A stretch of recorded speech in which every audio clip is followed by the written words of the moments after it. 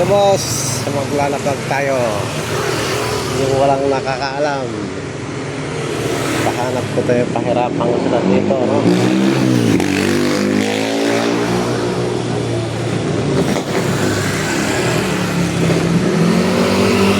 Pahirapan ko sila. Ito, liquidation ko. Oh. Oh.